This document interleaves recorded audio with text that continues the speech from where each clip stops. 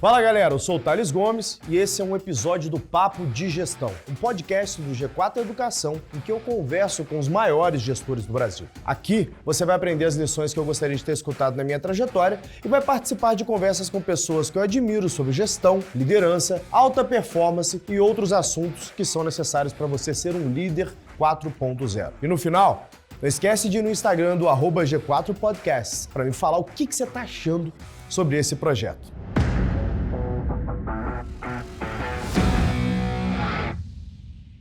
Estamos ao vivo, aqui direto do Vale do Gaut, o headquarter do G4 Educação. E hoje iniciando então essa semana de lives para vocês. A gente vai trazer uma série de conversas com líderes e especialistas em diversos setores, desde economia, política e gestão, para que a gente, assim como fizemos no início da pandemia, ajudemos a você, empresário, empreendedor, gestor, a tomar as melhores decisões em tempos de incerteza. Hoje comigo estão dois dos principais nomes do mercado financeiro da América Latina. Florian Bartunek, que é um grande mentor e amigo que eu tenho, gestor admirado por muitos, gere mais de 19 bilhões de reais em ativos, dinheiros das maiores fortunas do Brasil e do mundo estão dentro dessa gestora. André Portilho, que é sócio do Banco BTG, head da Exame Academy, lidera a iniciativa de cripto e moedas digitais também dentro do banco, um grande conhecedor de macro e microeconomia, que vai também participar conosco aqui dessa conversa. Antes de a gente entrar nesse papo, queria pedir a vocês que compartilhassem no Instagram, tirassem uma foto aí agora, tirei uma foto, compartilhe marcando o @G4 Educação no Instagram, para que outros gestores, as pessoas que com você trabalham, aquelas pessoas que vocês acham que poderiam fazer uso dessas informações que a gente vai entregar, possam então também ter acesso a essa conversa. Afinal de contas, não é todo dia que a gente consegue dois dos principais gestores e figuras do mercado financeiro da América Latina para bater esse papo conosco, né?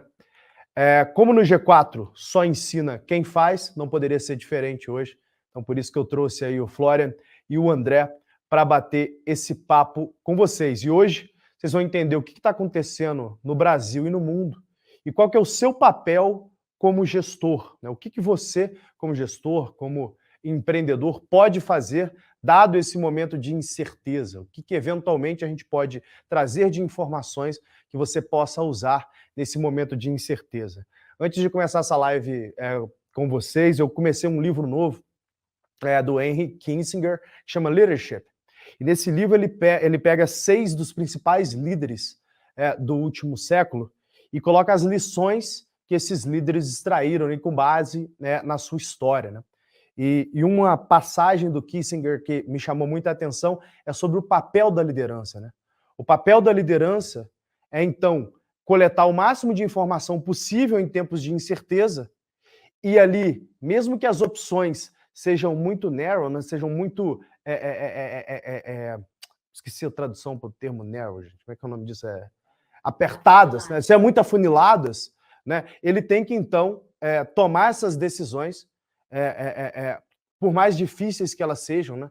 Com um pouco de informação que eles têm, então usando um pouco do conhecimento científico quando possível for, quando houverem dados que foram validados através de hipóteses para tomar, mas a grande maioria das vezes, né, os grandes líderes foram formados em tempos de incertezas, quando eles tinham, então, margens apertadas de decisão e com um pouco de informações que eles tiveram a coragem de tomar a decisão que, de fato, precisava ser feita e se tornaram alguns dos maiores líderes da história, né? Então, o que eu quero abordar hoje, com a participação aí do Florian e do André Portilho, é exatamente o que a gente pode trazer de informações para vocês, para que vocês tenham condições de tomar a melhor decisão possível, dado o cenário que a gente está vivendo.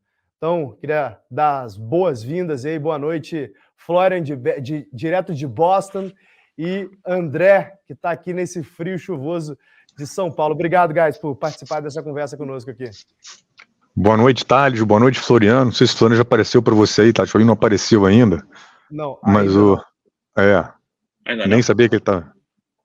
O Florian tá em Boston, rapaz. O Florian é muito chique. Tá lá perto, deve estar ali com a galera de Harvard, que está sempre junto ali, mas Ah, daqui a pouco ele consegue aparecer, o time da técnica está falando e, com ele. Enquanto isso, vamos e nós só dois de estar. conduzindo esse É, papo aqui. e primeiro eu queria agradecer o convite, Thales, e pô, prazer estar aqui contigo e com o Florian também. Florian também considero um mentor meu, como você usou essa palavra, a palavra muito boa que eu procuro sempre usar também, né? Então, pô, é um guia, eu acho, muito pela história que ele tem, pelo conhecimento, pelo que ele construiu até aqui. De Prazer fato, cara. imenso. É um prazer estar com você aqui também, com o Flora, enfim, vai ser bem proveitoso para todos nós. Começando aqui, o André, direto aí, falando um pouquinho de macro, né? Então, eu pelo menos tenho conversado com outros empresários e todos relatam a dificuldade que eles têm de planejar o último tri, né? Alguns fatores aí que levam a essa dificuldade de planejamento. Fator número 1, a gente vai ter uma Black Friday, que inclusive vai ter jogo do Brasil no dia da Black Friday. E Black Friday é geralmente um evento super importante pro BP ali, né? Para a gente conseguir, de fato, bater aquele BP que foi desenhado ali para aquele ano. Ah, o Flória, tá aí. Fala, Flória, tudo bem, cara? Opa, eu estava aqui já esperando vocês há um tempo, mas alguma coisa aconteceu, eu não consegui entrar, estava no backstage, mas estava ouvindo vocês aí. Obrigado pelos elogios. Tudo bem por ti? Imagina, cara. Que bom que você escutou os elogios. A gente estava falando aqui, Flória, com o André, e eu quero sua participação nisso também, né? Que esse último quarter talvez vai ser um dos quarters mais desafiantes que a gente teve aí nos últimos 3 anos, incluindo pandemia. E eu digo por quê, né?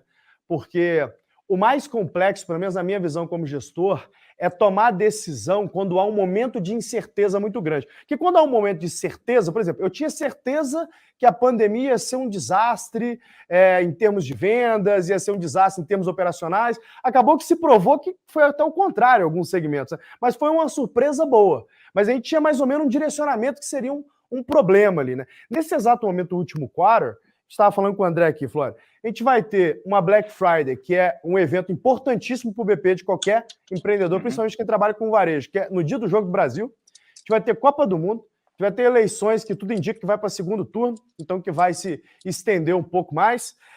E tem N fatores aí que levam, então, na conversa que a gente tem com outros gestores, a trazer essa incerteza e geralmente as perguntas que a gente faz é o seguinte, e aí, cara, piso nesse acelerador, invisto mais em marketing ou não para essa Black Friday, ou a Black Friday vai ser meio xoxa por causa da Copa do Mundo, eleição vai para o lado da esquerda, vai para a direita, o que eu faço aqui? Acelero contratação, seguro um pouco. Eu queria ver cada um de vocês aí, pode começar aí em ordem alfabética para o André, depois queria ouvir do Florian, né? Qual que é a visão, o André e Florian, que vocês têm aí desse último quarter? O que vocês imaginam que economicamente acontece no Brasil, traçando aí alguns cenários, né? Que vocês imaginam aí de eleição. Vocês acham que muda muito dando A ou B? Ou vocês acham que segue a mesma tendência?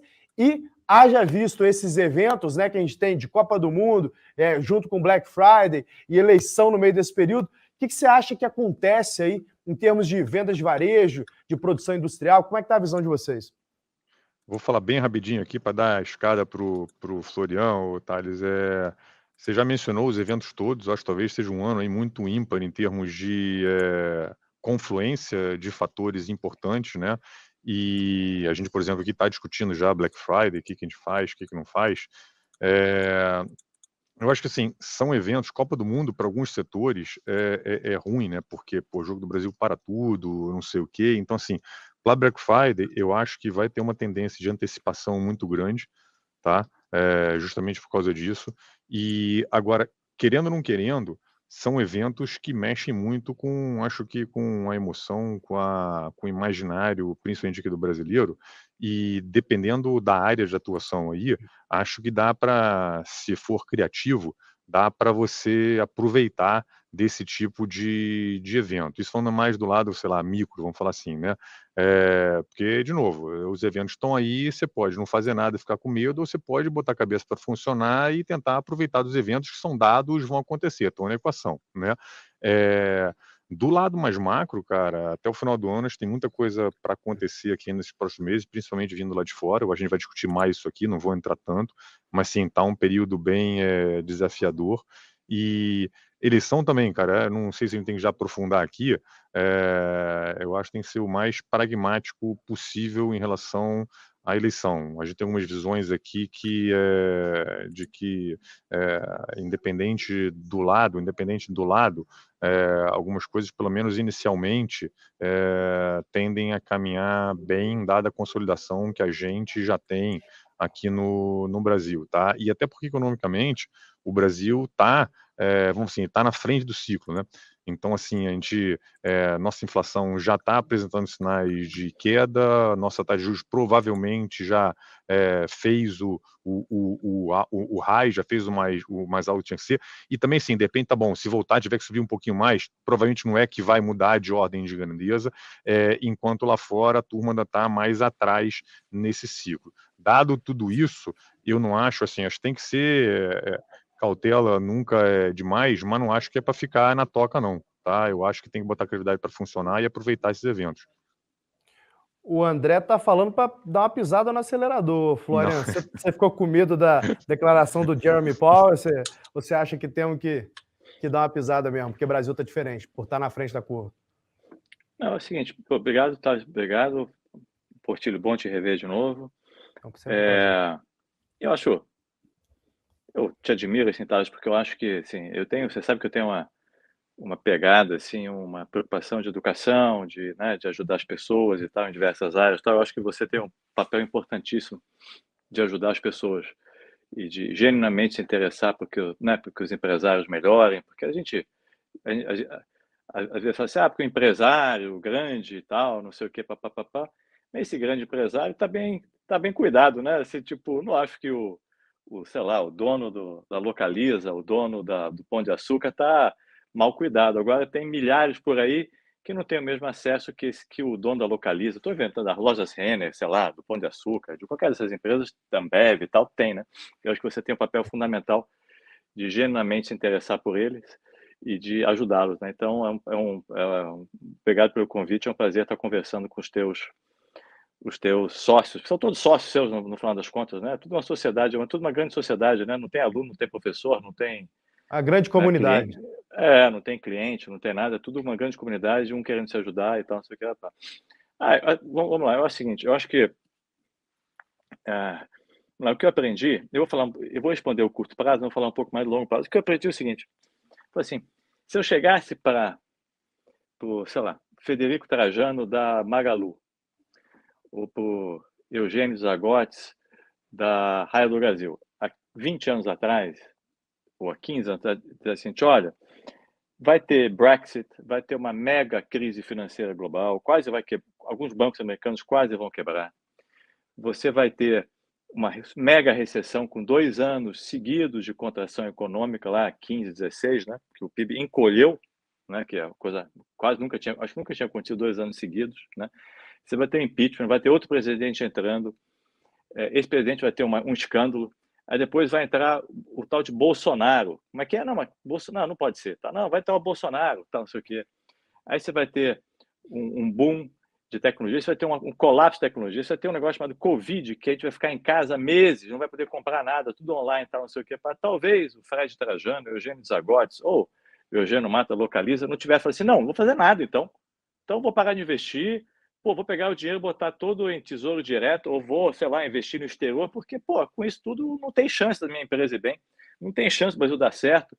Por que ficar meses em casa, mas sem vender, as pessoas não vão viajar? Vou fechar a Localiza, vou fechar, entregar a chave e vou para, sei lá, para Miami, porque, né? As empresas vão quebrar no Brasil, os bancos vão quebrar, não sei o quê. Global Financial Crisis, tal. Imagina se você tivesse falado isso para eles, e eles tivessem feito isso. Imagina a destruição ou a não geração de valor que não teria acontecido se você pegar a Raia do Brasil hoje. É um negócio inacreditável de grande, né? Ou, sei lá, chegasse para o Luciano Hang da Van, assim, Luciano, vai ter Covid, tá? Ele fala, não vou abrir loja nenhuma, para o seu Matheus, lá do Grupo Matheus, não vai, então vou fechar tudo, ou para o Corona da Smart Fit, não vou investir, não vou empreender, ou para o Davi Vélez, do Nubank, não, o quê? Não vou fazer no Brasil, vou fazer no México, vou fazer nos Estados Unidos, que o Brasil não vai dar certo, com recessão, Covid, 3 presidentes, tal, não sei o que, não vou fazer. Então, eu só estou contando isso porque, assim, às vezes a gente tem que tomar cuidado, né? Porque saber muito do macro ou prestar muita atenção nessas coisas macro acabam desestimulando, e no final das contas o Brasil é um país tão fascinante de oportunidades, né? É tão difícil fazer negócio aqui, que por outro lado é bom, porque quem consegue fazer, quem consegue se entender, quem consegue perseverar, gerar valor para o cliente, a fazer uma coisa diferente, prospera, vai muito bem, né? Então, assim, eu acho que no longo prazo, assim, o empreendedor tem que continuar empreendendo, obviamente tem que acelerar ou pisar no freio em alguns momentos, né? Não faz sentido se alavancar, não faz sentido tomar muito crédito para capital de giro em momentos de recessão, né? Porque também o muito otimista vira bilionário ou quebra também, né? Então, no Brasil, você nunca pode ser otimista demais, mas também não pode ser pessimista demais, né? O pessimista não fica rico, geralmente, né? Então, eu digo assim, no longo prazo, acho que o empresário tem que continuar encantando o cliente, tem que continuar encantando seus colaboradores, funcionários, sócios e tal, e gerando valor. No curto, médio prazo, obviamente, essas coisas são importantes, porque no meio do caminho você pode quebrar se faltar capital de giro. E a gente conhece o sistema financeiro brasileiro, né?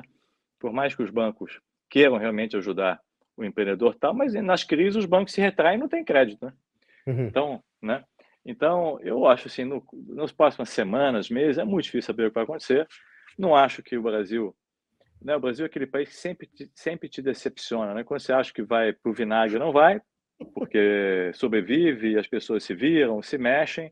E quando você acha que agora vai, não sei o quê, vai virar os Estados Unidos, também não vira, porque quando as coisas melhoram, tem um senso de acomodação, um senso de, não precisa, vamos distribuir, pô, peraí, né? Não vamos apertar demais e tal, não sei o quê. Então, acho que o empreendedor, se tiver alguma coisa especial, tiver um produto especial, um serviço especial, uma paixão pela clientela, tem que continuar indo em frente. Acho que, obviamente, esse período é um período de cuidado por conta do custo capital e acesso a capital, então não adianta, então tem que cuidar de cada centavo agora, faz diferença, não é hora de ficar desperdiçando dinheiro, né? Por outro lado, quem puder, e nem a maioria não pode, sendo bem sincero, né? Quem pode é Localiza, Ambev, esses podem, né? Mas assim, a maioria do empreendedor não tem esse capital de giro sobrando, não tem o balanço, não tem dinheiro sobrando no banco, para ser bem sincero, né? Então, uma coisa é o cara ler exame, acha que o Brasil é a Suíça, né? Porque só se fala das grandes empresas, mas não, no nosso caso aqui, né, Thales, assim, o médio empresário sofre, né? Assim, o cara que tem da Smart Fit tem centenas de academias, ele está jogando um jogo, mas o cara que tem 3 academias é um jogo diferente, né? Perfeito. Então, assim, desculpa a resposta longa, Não, mas é o eu que a acho gente quer mesmo. mas eu acho que tem que o dinheiro está caro, acho que tem que tomar conta do dinheiro, é hora de assim evitar despesa boba, mas também, se possível, manter as despesas ou os investimentos nos clientes, se possível manter os investimentos, porque é um momento em que está todo mundo fragilizado, né? Então, quem tem um pouco mais de condições ou de oxigênio e tal, consegue crescer.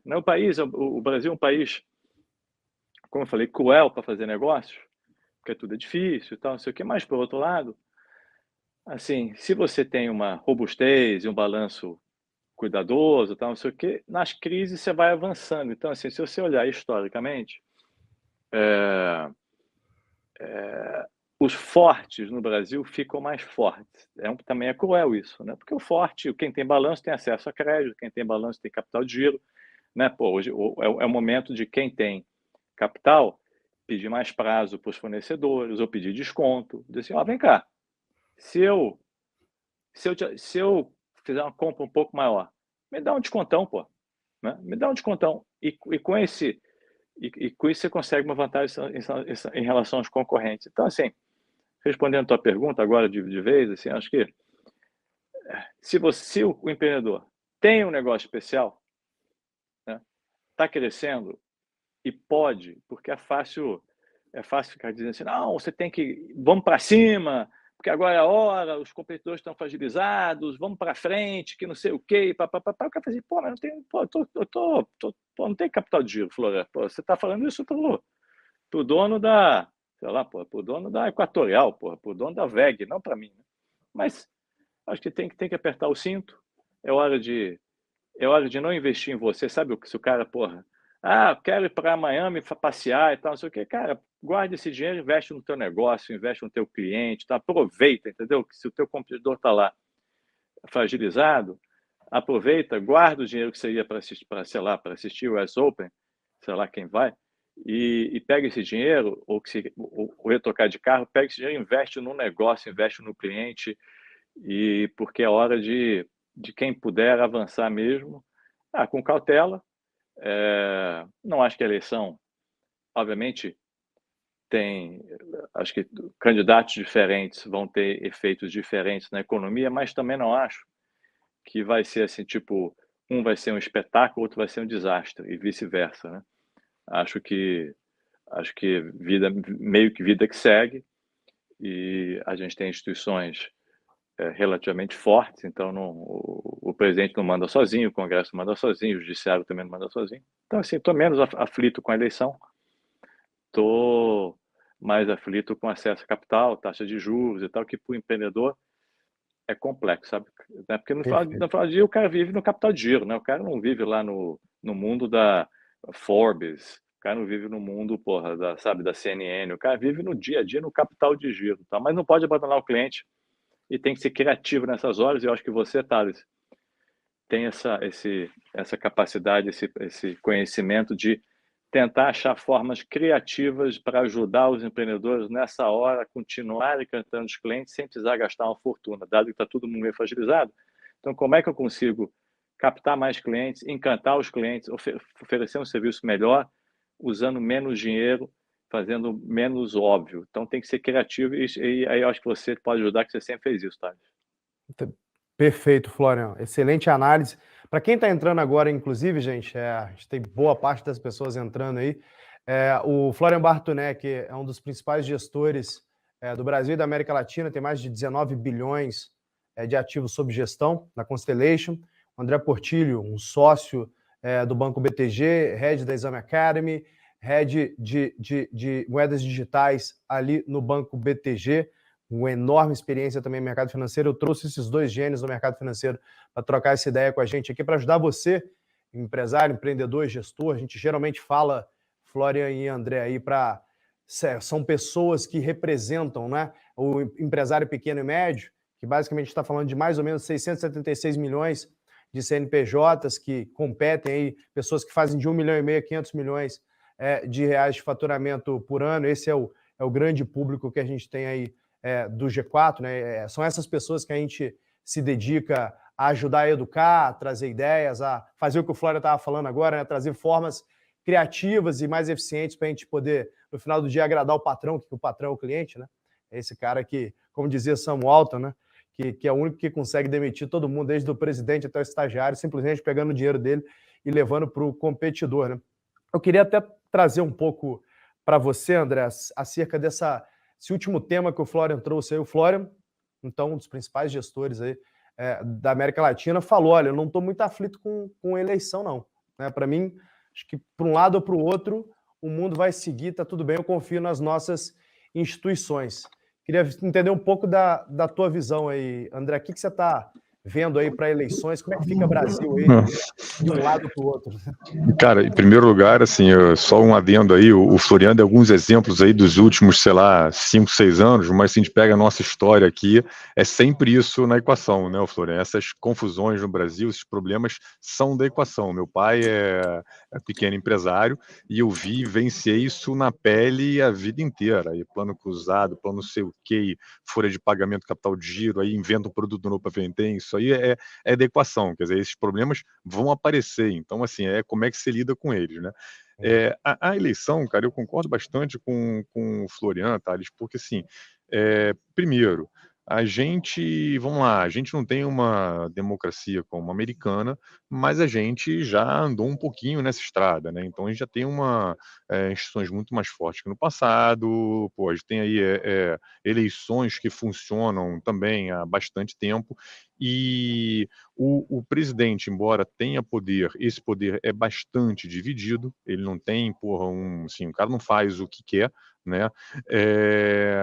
E eu acredito, cara, que, primeiro, a gente tem que separar um pouquinho principalmente aqui, para o cara que está ali na boca do negócio, com a barriga no balcão, tem que separar um pouquinho a questão da ideologia e da polarização toda que a gente está vivendo atualmente. Está em mundos, não só no Brasil, mas no resto do mundo todo, em momentos muito polarizados, onde é muito fácil a gente entrar no emocional e parar de pensar realmente o que de fato faz sentido. A nossa percepção aqui é de que, óbvio, como o Floriano mesmo falou, tem diferenças econômicas entre os dois candidatos. Se por um lado mais, de um lado vai ter mais, vai pisar um pouquinho mais no acelerador do crédito, vai ter um pouquinho mais de transferência, se bem que isso aí nem tá tão claro, tá? Porque tá na agenda dos dois candidatos. Do outro lado, talvez tenha menos crédito, não sei o quê, mas no final das contas, cara, não me parece que nenhum dos dois lados que estão aí pintando vai fazer muita loucura. Tá? Lembra que também no processo eleitoral da campanha tem muita. As pessoas falam muito. Na hora que chega lá, que vira o ano, começa o mandato efetivamente, o pessoal vai ver lá, tem orçamento, tem que pagar conta, tem que cuidar do Congresso. Então, assim, eu tendo a achar que, de forma bem pragmática, não é daí que vai vir o principal problema, não. Tá? Eu acho que mesmo que a gente venha para um governo mais aí do lado mais à esquerda, vai ser um governo pragmático, até porque acho que tem um entendimento que o outro caminho não funciona muito. Tá? Agora, de novo, tem diferenças de política econômica, sim. Tá? Agora, e também vamos separar bastante o que é campanha e o que de fato é executada, tá? Você pega aí, o que os candidatos falam durante o processo de campanha, você vê depois o que de fato vai para ser executado, não só porque tem congresso, tem um monte de coisa, mas até porque muita coisa é retórica, tá? Então tende a ser diferente. Então, de novo, eu tô com essa visão, tá? É muito na linha do que o Florian falou. O André, ainda continuando em você, você falou, teu pai é pequeno empresário, então você já viveu aí algumas dificuldades ao longo da história, né? Qual foi a última grande crise que você se recorda que teu pai ou que alguém que você conhece próximo, dono de um pequeno ou médio negócio, viveu? E o que você acha que a gente tira de lição dessa crise que eventualmente pode trazer para um momento de incerteza como esse agora que a gente está vivendo, cara, provavelmente Estados Unidos em recessão técnica aí, mundo em guerra, se escalando, sei lá onde que tá o tal do Xi Jinping, que eu saiba, não acharam o cara ainda, né? Não sabe para onde que tá. Então, o que a gente traz de lição aí para esse mundo de incerteza que você já viu ao longo da tua vida? Você acha que seria interessante compartilhar com os empresários? Florian, eu vou dar quase que um depoimento pessoal aqui, acho que qualquer um de nós três aqui vai saber bem, que é o seguinte, eu vi bem, desde que eu me entendo, tudo quanto é crise, cara, foi plano cruzado, depois foi o plano Collor, acabou o dinheiro que estava na conta, depois inflação, depois plano real teve que mudar completamente tudo, então assim, uma coisa que eu acho assim, que eu aprendi, que eu vi o meu pai fazendo, e que eu acho que é exatamente na linha do que você faz, do que o Florian falou, cara, é a resiliência, é o foco, como o Florian falou, no teu cliente. Então, assim, cara, o que eu estou fazendo com o meu cliente? Porque às vezes, assim, eu já vi momentos de, o produto que meu pai fazia parou de ter demanda, entendeu? Ele teve que pivotar, como se diz hoje na linguagem mais de startup, na linguagem chique, assim, né? Que na verdade cara, móvel não está vendendo mais, eu vou fazer objeto. E eu vi ele fazendo isso em questão de 6 meses, mudar, o negócio todo, processo da fábrica para fazer isso. Então, isso aí é tudo isso que a gente está falando, cara. É resiliência, é foco no que o teu cliente está querendo, é muita criatividade, tá? Não tem jeito, barriga no balcão. Então, assim, não acho que assim, a gente tem muita coisa diferente na experiência, até do que você fala, do que você mesmo vive, e na experiência da maioria do público aqui que está assistindo a gente, não, tá, cara? E tem hora que, que você fala, putz, cara, dá aquele desânimo, porque, o negócio é meio exógeno, né? Você não controla, mas o que você controla é isso, é quanto você trabalha, quanto você se dedica, o time que você monta, o que você faz para o teu cliente, entendeu? É a tua resiliência. Isso não tem como você imaginar que você vai ter um negócio de sucesso sem você ter isso, porque, de novo, cara, esses problemas são disso, mas sim, dos planos, o que eu mais me recordo vividamente foi parte aí, foi o cruzado, depois o pós-cruzado, né? Porque o cruzado veio aquele boom e depois, porra, afundou tudo, e o Collor. Isso aí ficou muito marcado para mim de ver o que, porra, meu pai teve que ralar para continuar ali com o negócio rodando. Imagino. Ô, Florian, trazer para você aqui que investe em empreendedores aí no mundo inteiro, o que você vê de características de empresários, empreendedores que você investe aí ao longo do mundo, que são vencedoras, que eventualmente a gente poderia, quem está nos assistindo nessa live aqui, poderia tentar incluir aí no teu dia a dia, incluir no teu cardápio de opções ali. O que você vê de características tanto técnicas quanto comportamentais das empresas que são vencedoras mesmo em momentos de incerteza, cara? Thales, eu acho o seguinte, eu acho que o que te mata, né? O que te mata é a alavancagem, né? Então, o sujeito que está muito endividado, o sujeito que fica muito animado, se estoca demais, porque agora vai, tá não sei o quê, papapá. Então, acho que tem que evitar, tem que evitar a alavancagem, tem que evitar o otimismo excessivo, né? Isso mata, né? Ou então desfoque, né? O sujeito que começa a fazer muita coisa, tal, sabe? O cara tinha um restaurante espetacular, ele ficava o dia inteiro lá no restaurante, fazia comida, ele mesmo, então, que de repente o cara tem 8 restaurantes no Brasil inteiro, não consegue fazer nada bem, em vez de ter um restaurante espetacular, tem 8 medíocres. Então, acho que é tomar cuidado para não desfocar, ou seja, ser focado no teu negócio. Para mim, o vencedor sempre geralmente é um fanático pelo que faz, então o cara acorda, dorme, pensa naquilo, né? Não está, sei lá, porra, acorda de manhã, sabe, o Buffett fala um negócio, puta, o que você quer, quando você sabe o que o sujeito pensa de manhã, quando está tomando banho ou fazendo a barba, você está pensando na empresa, puta, como é que eu posso melhorar minha empresa, como é que eu posso melhorar o negócio do cliente, como é que eu posso captar mais, o que eu posso fazer, tal, diferente, é o cara que você quer. Você não quer o cara que está pensando, de repente hoje eu vou jogar bola, vou fazer não sei o quê, aí joga uma sinuquinha, não sei o quê, aí você quer o sujeito que está de manhã fanático pensando no cliente ou no negócio dele, né? Então acho que o sujeito focado, né, não querendo fazer milhares de coisas ao mesmo tempo. O empreendedor é empreendedor, obviamente, né? A empreendedora que é fanática pelo cliente, pensa naquilo, né? Está sempre aprendendo, sempre correndo atrás, sempre olhando o que os concorrentes estão fazendo, né? Não necessariamente copiando os concorrentes, mas aprendendo, vendo. E acho que é criativo, é inteligente, né? Acho que consegue bem, consegue para frente, consegue atrair gente boa, ninguém consegue fazer tudo sozinho, né? Claro. Então também não adianta.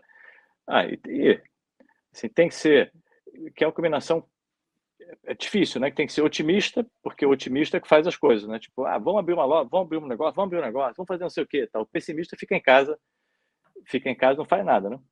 Claro. Então é engraçado porque é uma combinação, tem que ser otimista, porque para correr risco, porque também quem não corre risco não faz nada, né? Exato. Tem que ser otimista para correr riscos, mas tem que ser ao mesmo tempo conservador, né? Então é uma combinação muito peculiar, porque eu tenho que ir lá querer fazer, correr risco, lançar coisa nova, lançar produtos novos, entrar em praças novas e tal, atrair gente boa para trabalhar comigo, mas ao mesmo tempo eu tenho que estar sempre com o olho no caixa e acho que sempre tem tem uma coisa que eu aprendi, que é o seguinte, que as pessoas superestimam o talento e subestimam a preparação, sabe? Assim, tipo... E o brasileiro é um pouco assim, tipo, chego lá, na hora eu dou um samba de love, na hora eu dou um jeitinho, dou um... A gente corre atrás.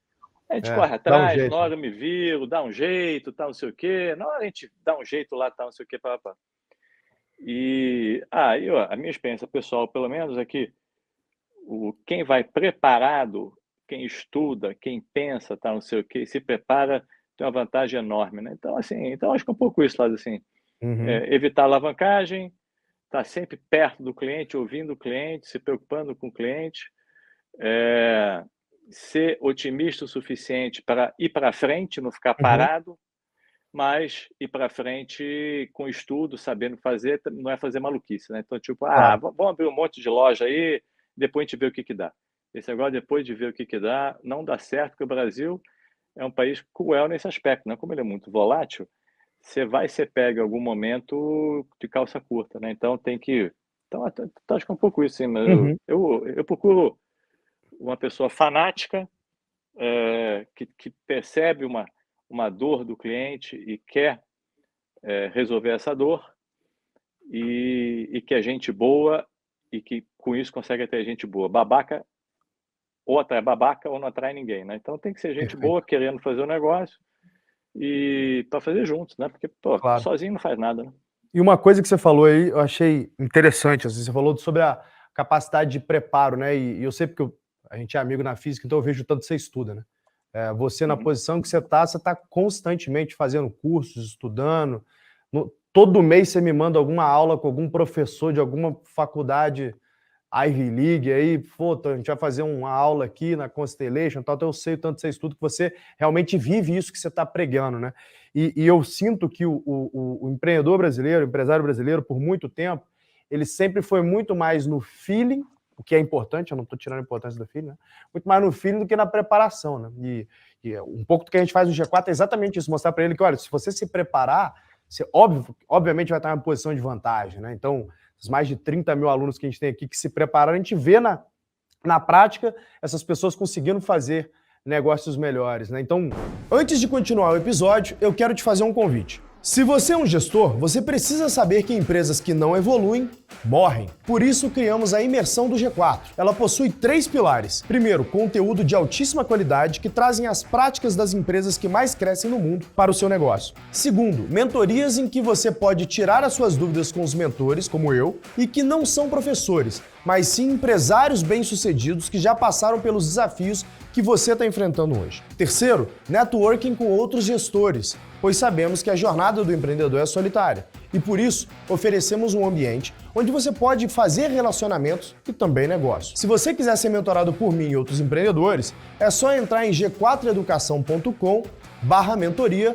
ou ir na descrição desse episódio e clicar no link para se inscrever no processo de seleção do G4 Imersão e Mentoria. Nela, você terá 3 dias comigo, Alfredo e Bruno, e também acessam a plataforma com conteúdos exclusivos para transformar o seu negócio após a imersão. Um verdadeiro MBA de 3 dias, com lições que você já irá aplicar um dia depois na sua empresa. André, queria perguntar para você. Se me permite, aí só o Floriano falou um negócio, tem uma frase que eu gosto muito, eu não sei se é do Eisenhower, que ele falava que plano não serve para nada e planejamento serve para tudo. Porque você fazer um plano, porque o plano você sabe vai mudar, né? O teu plano, você vai ter um plano lindo, maravilhoso, mas no meio do caminho ele vai mudar. Só que para você fazer o plano, se você fizer ele se preparando, como o Floriano falou, planejando, estudando, etc, etc, quando mudar, você vai estar muito mais preparado para você fazer. Se você chegar só na hora e falar, cara, na hora a gente vê como é que faz, aí realmente você está muito menos preparado, né, Floriano? Claro. Perfeito, perfeito. Eu até queria trazer para você, André, em cima desse tema que o Floriano tocou aí de alavancagem, né, que eu acho que é um tema muito comum na vida de quem está nos assistindo hoje, né? A gente sempre fica nessa dúvida, né? Qual que é o limite saudável de eu me alavancar? É 2 vezes EBITDA? É 1 vez EBITDA? Eu sei que depende, cara, de N fatores, como margem, qual segmento que eu tô, né? Como é que tá aí o cenário aí de crescimento para esse determinado segmento. Eu sei que é difícil a gente cravar um número aqui sem entender no detalhe qual que é a companhia, né? Mas principalmente pensando ali nesse empresário, empreendedor ali que está nessa faixa ali, fazendo algo como 20, 30, 40, 50 milhões ali de receita ano, ou seja, é alguém que vem muito bem, resolveu um problema, bateu num teto de crescimento e falou, bom, eu tenho oportunidades de crescer agora, estou com uma margem saudável, e aí seguro, protejo caixa, ou não, invisto, mesmo que com parcimônia, ou eventualmente tenho a oportunidade de abrir uma planta nova para poder aumentar a oferta do meu produto aqui, deveria me alavancar ou não para abrir essa planta nova. E o Florian colocou algo que traz um questionamento quase que filosófico importante, né? Eu preciso ser otimista, mas eu preciso ser cauteloso. Da tua visão, cara, como é que eu faço essa conta ali quando eu olho para o meu balanço? Como é que eu sou otimista, mas cauteloso? Quais são as formas de abordar esse pensamento na tua visão, cara? Cara, essa pergunta é muito boa, mas eu tenho muito difícil de responder, Thales. Assim, eu acho que, primeiro, a questão aí do número da alavancagem vai depender muito, não dá para depender muito do setor do cara, do negócio do cara, né? Tem setores que têm perfis de alavancagem estruturais completamente diferentes, dada, porra, a maturidade do negócio, dada a estabilidade do negócio, tá? Uhum. E então, assim, não tem um número mágico, acho que eu sei desse micro aí, o Florian vai Imagino poder, que não. pô, explicar muito mais para gente. Agora, o que eu vi na minha experiência de mercado até hoje, cara, é assim, sempre que o sujeito tá num período bom, que ele tá, e isso vale para mercado, para parte ali de operação, mas num prazo um pouquinho mais estendido, também vale para negócio, tá? Uhum. Sempre que o cara tá ali numa toada boa, que pô, o negócio tá dando certo, é a hora que geralmente ele fica mais leniente, não só com a parte de controle, de custo, tudo, mas na hora que, porra, vem a mosquinha azul e é isso aí, como o Floriano falou, pô, o cara lota o estoque, o cara, porra, toma dívida pra caramba porque ele vai abrir uma nova planta, etc, etc. Eu acho que tem que ter, cara, um certo dose, assim, a palavra otimista conservador é uma palavra que eu gosto, mas que às vezes você fala, não, mas pô, não dá para ser os dois, não dá sim, assim. Então, acho assim que não tem jeito, cara, você tem que dosar a alavancagem. Assim, o sujeito quebra nos momentos de crise, tudo bem, ele pode quebrar porque o negócio dele deixou de existir, porque porra, o produto dele não tinha fit com o mercado, por uma série de razões. Uhum. Mas o cara, quando está ali meio indo bem, a alavancagem, eu já vi muita gente rodar no mercado por causa disso. O Florian citou muito. Agora, que negócio também, cara, muito, muito conservador, quando o momento está começando aí, você também perde oportunidade.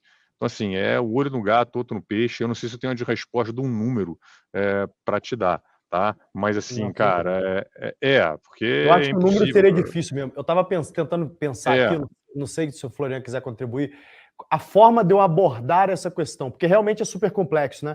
A forma de pensar essa equação para que eu tenha uma discussão, por exemplo, com os meus sócios depois e dessa live aqui, falar, e aí, guys, será que a gente, tem que proteger o caixa nesse momento? Será que, dado que a margem tá boa e a gente, tá crescendo bem, tem um CAGR de 30 pulsa que a gente está entregando nos últimos 2 anos aqui, será que a gente dá uma segurada agora ou não? A forma de abordar isso estrategicamente que realmente está nebuloso para mim. Eu não sei se você tem algum take aí do teu lado, ô Flória. Como que você abordaria uma discussão estratégica dessa com os teus sócios, com os teus executivos, para entender qual que é o meu limite de ser otimista aqui ou o quão conservador deveria ser, entendeu? É o seguinte, eu acho que, como o Portilho falou, cada caso é um caso. E aí entra um pouco de intuição também, né? Assim, tipo, assim, sabe, eu tô assim, pô, eu tenho aqui, tô de olho naquele terreno, tô de olho naquele ponto, tô de olho naquela cidade, tô de olho naquele meu concorrente há muito tempo. Surgiu oportunidade, vou lá, é um preço bom, é uma excelente oportunidade, não vai me alavancar demais? Vamos em frente, sabe? Assim, Uhum, tipo, uhum. então, assim, acho que não tem uma resposta matemática, acho que cada um sabe mais ou menos o sonho dele, sei lá, e às vezes você tem que, às vezes aquela oportunidade só vai surgir naquele momento, né? Então, sei lá, tem 2 lojas de material de construção na cidade, né? O meu concorrente nesse momento está fragilizado. O material de construção sempre vai ter venda, sempre vai ter demanda. Eu sei que volta, vai ter uma crise, mas volta, não sei o quê. Puta, se você não comprar agora, talvez eu não compre mais. E às vezes você tem que fazer um movimento defensivo, que você não compra esse cara agora, se tiver venda, obviamente, vem uma grande compra, me atrapalha, tal. Então, assim, eu acho que tem que ser uma coisa que realmente é única, uma oportunidade única, um ativo que você sempre quis. Também pode ser um terreno, pode ser um ponto, pode ser uma marca, pode ser uma pessoa, pode ser pessoas. Assim, puta, eu sempre quis contratar sei lá, a Joana, o João, não sei o que, pá. Puta, agora a empresa da Joana, ou da Marta, ou do Mário, estão meio fragilizados. Puta, será que na hora de eu dar um passo e tentar trazer essa pessoa para dentro da companhia? Porque quando a situação melhorar, essa pessoa talvez não esteja mais tão disponível, né? Então, acho que cada um Perfeito. sabe mais ou menos. E se não souber, é porque não tem, sabe? Então, pera, agora você ir procurando alguma coisa para fazer. Não, você tem aquela pessoa que você sempre quis contratar, mas, sabe, nunca quis vir. aquele ponto que você sempre quis e nunca teve oportunidade, é hora de negociar, é hora de apertar. Então, você tem aquele ponto, você sempre quis, de repente, agora é hora de apertar o proprietário e dizer assim, não, ó, tá tudo meio ruim, eu estou disposto, mas eu quero um mega desconto, entendeu? Então, acho que cada um sabe mais ou menos o que sempre quis e conhece o seu negócio, né? E uma Ô, coisa, Florian, Flória, faz sentido, desculpa, é tipo um stress Claro. test mental nisso aí, que o empresário com o Tade falou de intuição, é meio que o cara tá meio sempre fazendo um stress test na cabeça ali, né? Pô, vou comprar esse terreno aqui, vou perder liquidez, vou ter que poder, de repente, tomar alguma coisa para comprar, se der errado, isso aqui vai me ferrar desse jeito, mas se der certo também vou ganhar isso aqui. Porque assim, mercado financeiro às vezes é fácil, né, Otávio? Você faz o stress test, põe uma porrada de conta ali, você meio que tem uma noção mais determinística ali. Quando você está na economia real ali, não necessariamente você consegue fazer isso, mas a minha impressão é que os empresários bons, eles acabam fazendo isso aí permanentemente, né, Floriano? Na cabeça deles, eles estão fazendo esses testes de cenário na cabeça, né? perfeito. Eu acho que, novamente, sim, se tem uma coisa óbvia, muito boa, você está lá namorando há um tempo já, sabe?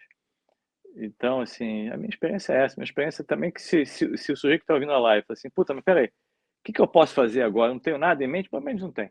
Pode ser assim, puta, realmente, pensando bem, eu sempre quis abrir aqui sei lá, o cara está em Porto Feliz, sempre quis abrir em Sorocaba. Puta, aquele shopping, o cara nunca me deu desconto, agora o cara está dando desconto. É a oportunidade de eu apertar, né, na negociação.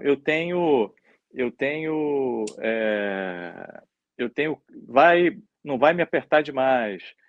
Pô, eu estou confiante, estou indo bem sei lá, em Porto Feliz.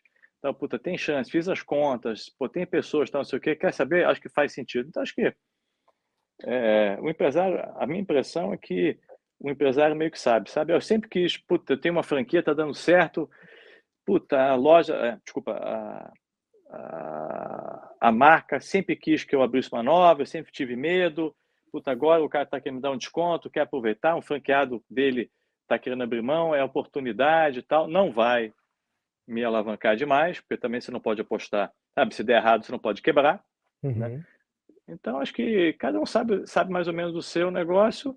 Agora, assim, mas também eu não acho, também tem muita pressa, porque eu não acho que semana que, sabe, compra agora, porque semana que vem vai melhorar tudo. Não, acho que vai indo, vai vendo, vai devagar, tal. Quem sabe, sabe.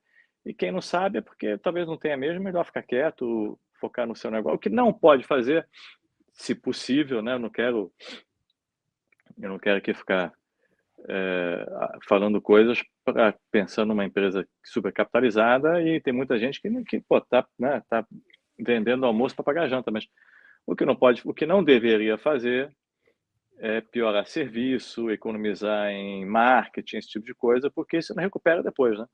Então, o que não Perfeito. deveria fazer é isso. Eu prefiro cortar o carro da empresa, prefiro cortar alguma viagem, alguma coisa, para manter o nível de serviço com o cliente, até porque na volta, na melhora, tal, não sei o que, o cliente vai lembrar de você, né?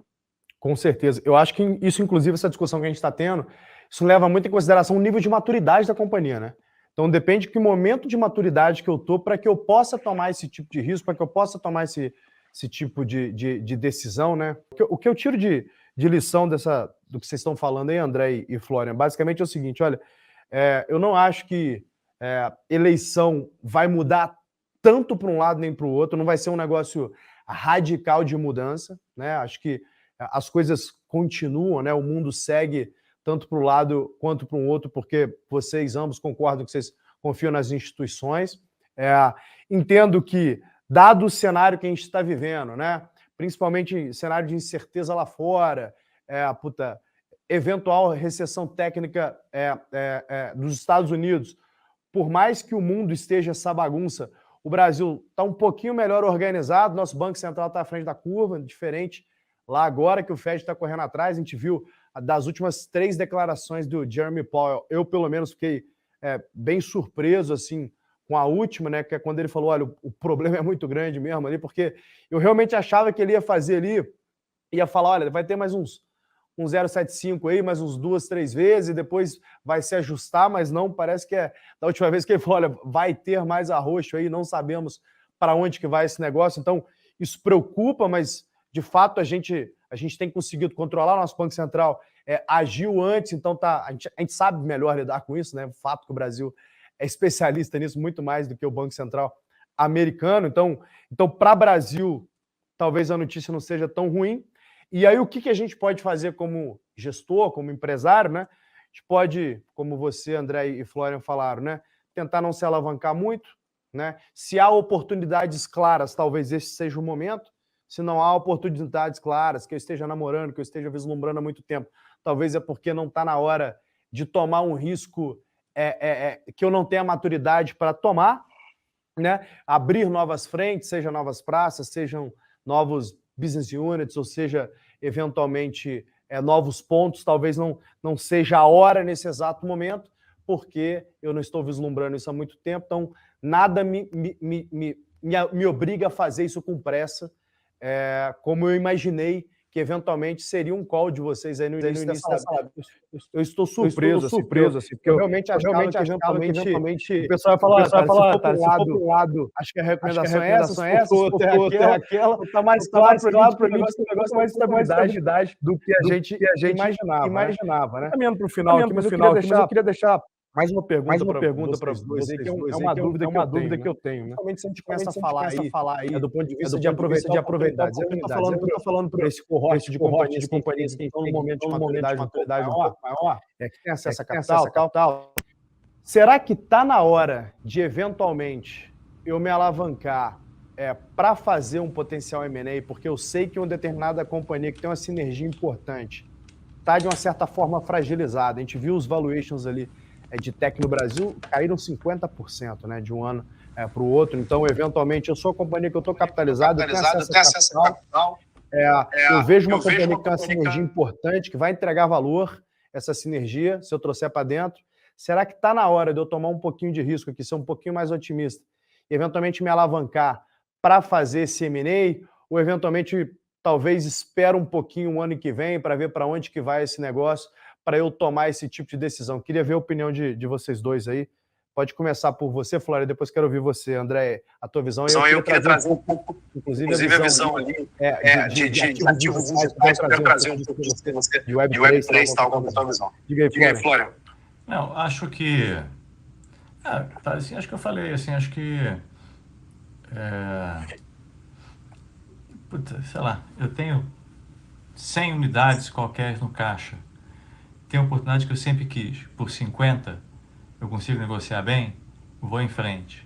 Tenho 100 no caixa, tenho a oportunidade por 250, às vezes não vale a pena, espera um pouco, sabe? Então, assim, cada um tem o seu caso, entendeu? Então, cada um sabe meio onde aperta o seu calo, onde aperta o calo. O que não pode é exagerar, o que não pode é o supérfluo e tal. E se precisar, esse ano, como eu falei, eu queria trocar de carro.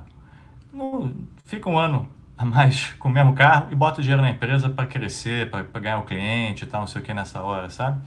Então, cada caso é um caso, a gente não vai conseguir. Isso é meio tipo consulta online, né? Você não consegue apertar o cliente, você não consegue fazer exame clínico com o cliente. Então, cada um que está assistindo sabe. Acho que o importante é não exagerar. E...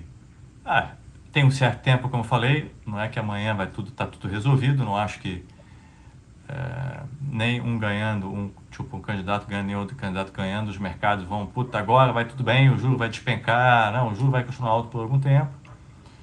Então, talvez a situação das más empresas piore.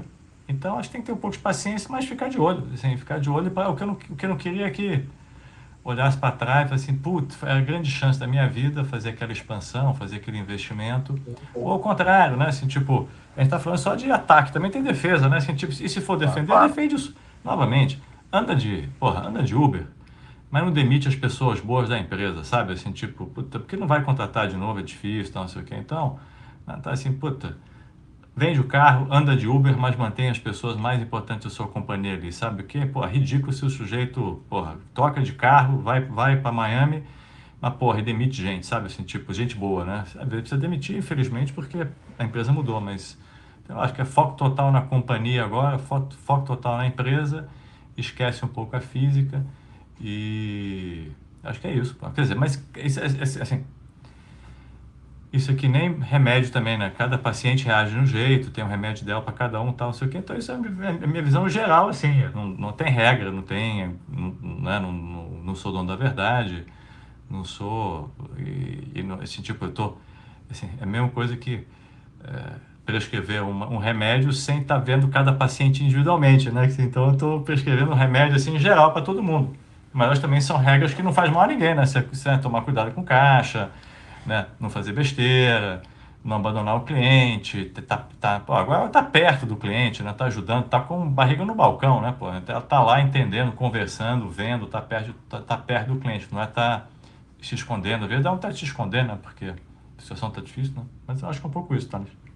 Da tua visão aí, você que é especialista em ativos digitais, né? Então, eu faço parte de uma DAO, né, chama Alma, que a gente acaba estudando um pouco o tema e, inclusive, buscando oportunidades de investimento aí no tema de Web3, que, obviamente, que com o cenário que o mundo está vivendo, acabou que o tema talvez perdeu um pouco de apelo, né, devido ao momento, né, devido enfim, a tudo que a gente está vivendo macro e as incertezas, mas eu queria ver o que você acha aí para 2023, dado o cenário que está, para onde que você acha que vai aí a cena de Web3? Você acha que essas startups que estavam se desenvolvendo continuam se desenvolvendo?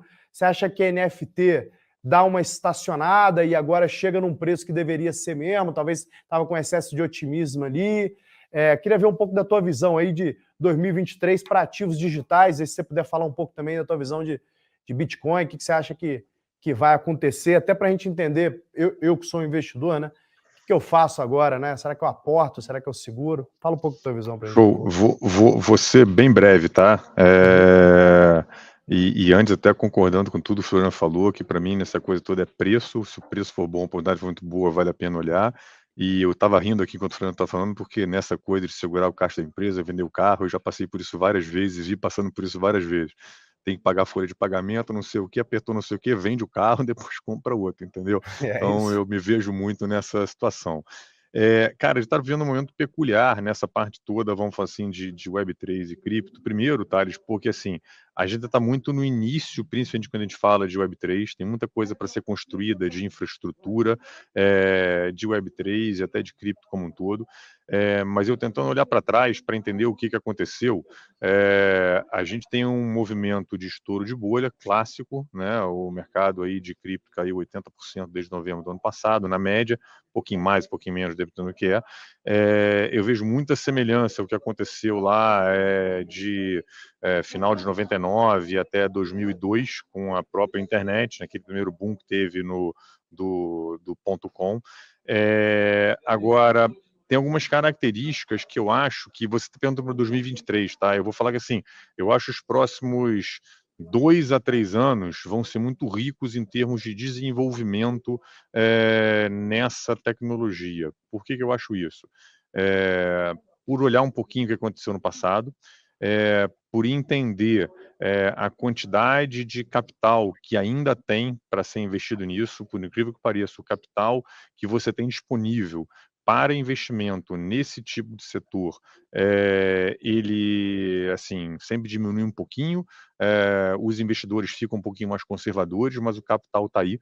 Teve muita captação que ainda não foi usada totalmente, e tem muita gente boa trabalhando nisso, desenvolvendo soluções, abrindo empresas, principalmente focado em tudo que você pode ver de cripto como infraestrutura e de Web3 como novas soluções.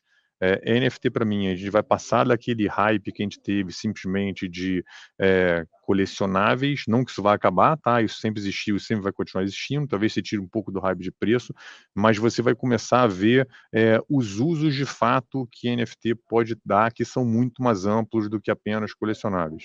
NFT é uma representação de propriedade digital e ele pode servir para N coisas diferentes, desde ativos digitais até ativos reais físicos, até incentivadores de comunidade e daí em diante. E só para dar um exemplo, cara, eu vou falar um pouquinho de Bitcoin junto para ser breve. Há 2 semanas atrás eu estava numa conferência de uma empresa da qual a gente é cliente, uma empresa israelense, uma conferência na Europa, só dos clientes deles, tá? Esses caras têm hoje 1.500 clientes em 50 países diferentes, cresceram muito nos últimos 2 anos, e nessa conferência tinham 500 desses clientes desses. Não teve nenhuma discussão sobre o Bitcoin, só para você ter a noção.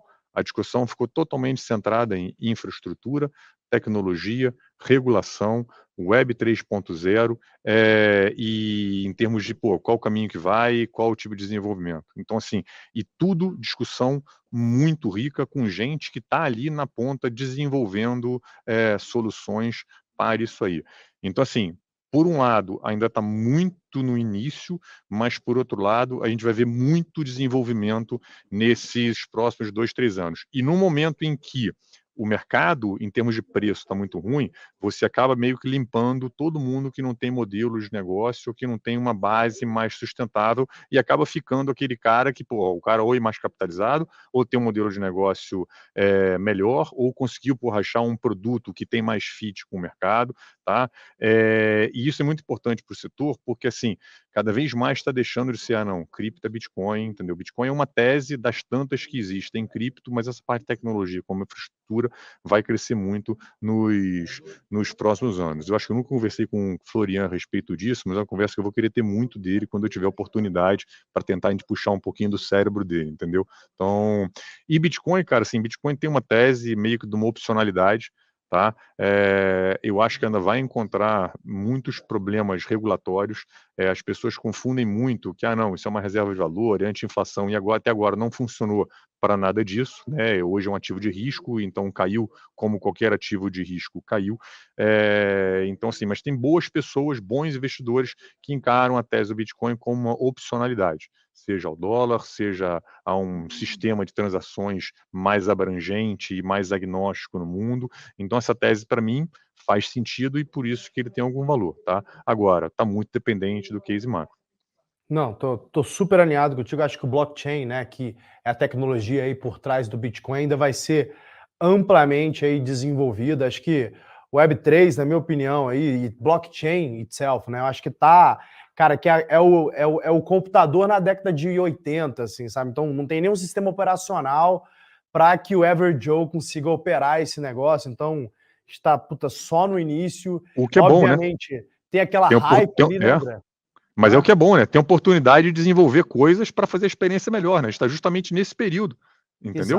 Exato. Acho que teve aquela grande hype ali, e os grandes críticos, eles sempre aproveitam esses momentos para falar, olha, eu avisei, né? Mas é incrível que quando você pega os maiores críticos ali de blockchain, de crypto, geralmente é pessoas que têm grandes conflitos de interesse também, né?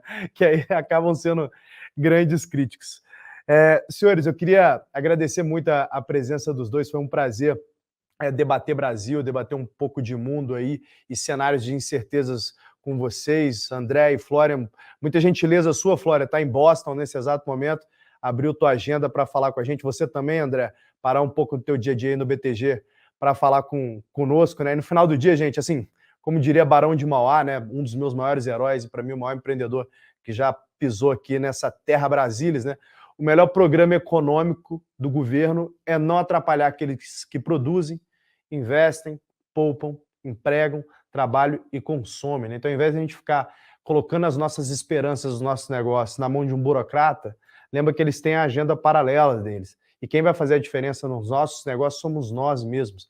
E o Florian acho que abriu muito bem esse papo, falando, imagina se eu contasse lá para diversos empreendedores o que seria o mundo em 20 anos, talvez teria uma grande destruição de valor, né? Então não importa o tamanho da incerteza, cabe a você se preparar para que a gente consiga executar, para que a gente consiga gerar valor. Mais uma vez, obrigado aí. Boa noite, viu, senhores? Foi um prazer estar com vocês. Eu que agradeço, gente. É um prazer. Abração, Thales. Abração, Florian. Valeu. E aí, gostou do episódio? Se sim, não esquece de compartilhar com um amigo. Se for postar nas redes sociais, não deixa de marcar o Instagram do @G4podcast. Eu quero saber realmente o que você achou. Um abraço e até o próximo episódio.